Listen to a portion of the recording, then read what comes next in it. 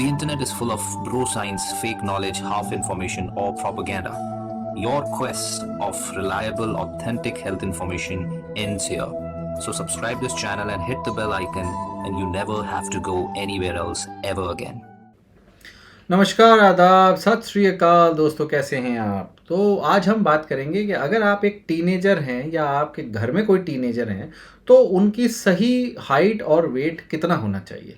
दुनिया भर के टीनेजर इसी सवाल में मेरी हाइट सही है कि नहीं, मेरा वेट सही है कि नहीं, मेरा वेट कम तो नहीं, मेरा वेट ज़्यादा तो नहीं, मेरी हाइट कम है, मेरी हाइट ज़्यादा के लिए तो कम ही लोग रोते हैं, लेकिन हाइट कम के लिए बहुत लोग। सबसे बड़ा सवाल है कि right weight for your height, that is one of the most common question जो गर्ल्स और गाइज दोनों के पास होता है। सिंपल सा क्वेश्चन है, मगर टीनेजर्स में कई बार ये ईजी नहीं होता। दुनिया भर के रिसर्च, दुनिया भर के वो आर्टिकल्स पढ़ते रहते हैं और अपने उल्टे सीधे नुस्खे ट्राई करते रहते हैं, कभी हाइट बढ़ाने के लिए, कभी वेट बढ़ाने के लिए, कभी वेट कम करने के लिए।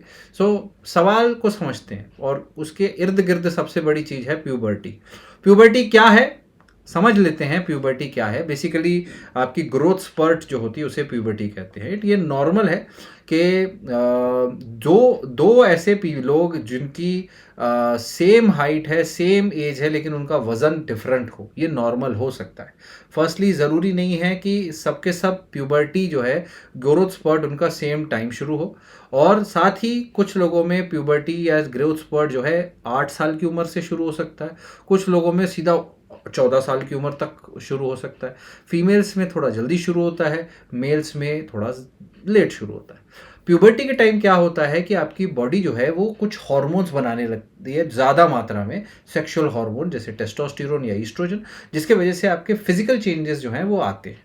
जैसे कि आपकी मसल ग्रोथ बढ़ जाती है, हाइट बढ़ जाती है गाइज में, और मसल बहुत सारी बढ़ जाती है, एकदम से पट से बड़े हो जाते हैं, हाइट भी और वेट भी बढ़ जाता है। सेकेंडली पीपल के सेकेंडरी सेक्सुअल कैरेक्टर्स भी आ सकते हैं, जैसे कुछ लोग जो हैं उनके मूछें आने लग जाएं, किसी को वो आने लग जाए, वैसी चीज़ें। अल्टीमेटली कुछ लोगों में डिफरेंट रिजल्ट्स आएंगे। कुछ ज़्यादा मस्कुलर हो जाएंगे, बड़े फेम के हो जाएंगे, कुछ लोग जो होंगे जो पतले रहेंगे, कम। ये डिपेंड करेगा कितना ज़्यादा हार्मोनल स्पर्ट हुआ है, वो डिपेंड करेगा आपको उस दौरान आपकी फ़िज़िकल एक्टिविटी कैसी है, आपका इन्वायरमेंट कैसा है, आप नींद अच्छी नहीं ले रहे, आपकी डाइट कैसी है, आपके जेनेटिक्स कैसे हैं। बहुत सारी चीज़ें हैं जिसमें पार्ट प्ले करती है। अब बात करते हैं बीएमआई। बीएमआई क्या है, जिसके लिए खड़े हो जाते हैं स्केल में, height weight height weight height weight खेलते खेलते।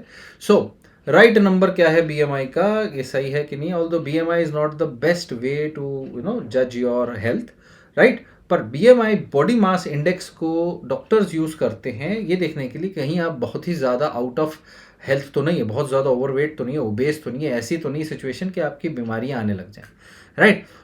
अगर वेट गेन जो है वो ज़्यादा कॉम्प्लिकेशंस ज़्यादा हो रहा है आज की दुनिया में, बिकॉज ऑफ सेडेंट्री लाइफस्टाइल, दारू पीना, जंक खाना और बैठे रहना। इसीलिए कई बार सिर्फ वेट अलोन, अकेले वेट से नहीं बोल सकते कि एक पर्सन हेल्दी है कि नहीं है। इसके लिए बीएमआई जैसे एक चीज़ें यूज़ कर सकते हैं।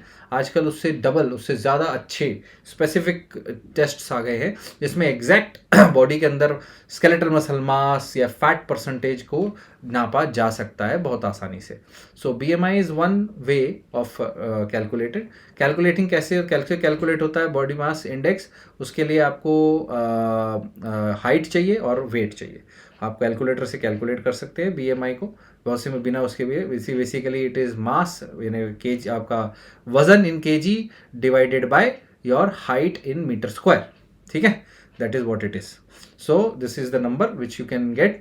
और बीएमआई से क्या पता चलता है कि भाई आपके सेम एज के, सेम जेंडर के लोगों में आप किस परसेंटाइल में आते हैं। वो भी एक नॉर्मल रेंज है कि भाई अगर आपका मान लीजिए बीएमआई या आपका 60th परसेंटाइल, 60% ऑफ लोग आप ही की उम्र के, आप ही के जेंडर के उनसे मिलता नहीं है, तो आप या तो आपका बहुत कम है तो आप वो लो वेट है, आपका बहुत ज़्यादा है तो आप बहुत ज़्यादा मोटे हैं। ये चीज़ है, तो हम कंपैरिजन वाला डेटा है, तो ये सिर्फ एक नंबर नहीं है, याद रखें।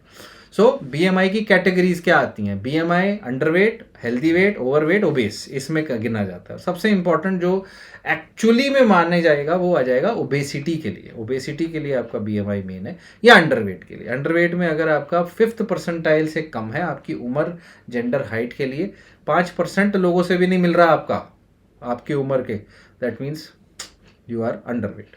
उसके अलावा अगर आपका 5% से ज़्यादा है और 85% के बीच में है तो दैट मीन्स 5 to 85% आपका हेल्दी वेट है ना। B M I is equal और greater than the 5th percentile and less than the 85th percentile for your age, gender and height.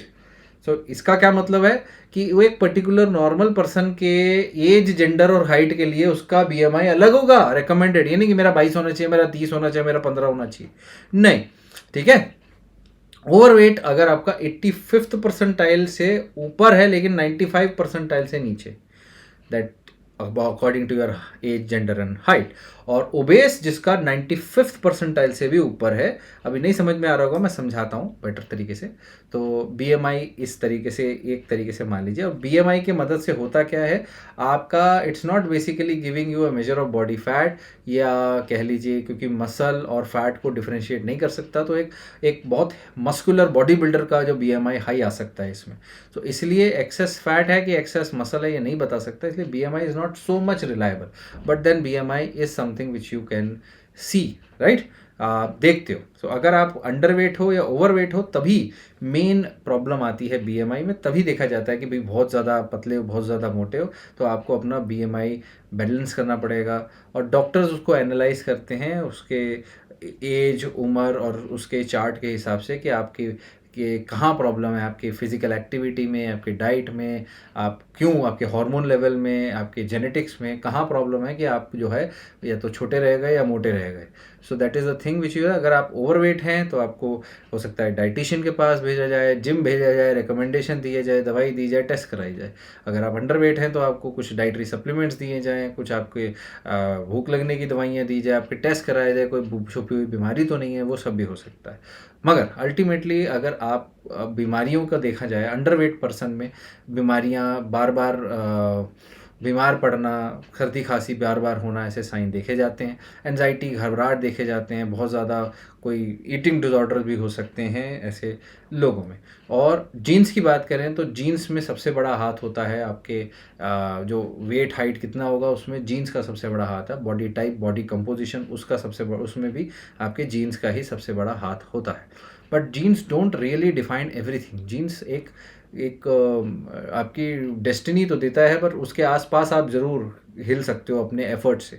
Simply changing your lifestyle, walking, exercising से आप अपना जो genetic potential है उससे ज़्यादा या उससे कम पे आराम से आ सकते हो, चाहे आप हाइट बोले चाहे आप वेट बोले, right. But that has a time, that has a, देखिए ऐसा नहीं कि 18 साल के ऊपर आप बोलोगे हाइट बढ़ा तो पॉसिबल नहीं। कोई 10 साल के बच्चे की हाइट बढ़ाना पॉसिबल है, राइट, उसमें तरीका होता है। तो उसके लिए आप डॉक्टर से बात करें। Best doctor for these kind of situations is an endocrinologist, right. So I hope this explains you हाँ, कि एक आइडिया मिल जाएगा कि आपकी हाइट और वेट क्या होना चाहिए। आप अपने एज, अपने जेंडर, अपने उसके हिसाब से आपने बीएमआई को देखना है उसके। Thank you so much, stay connected, stay healthy.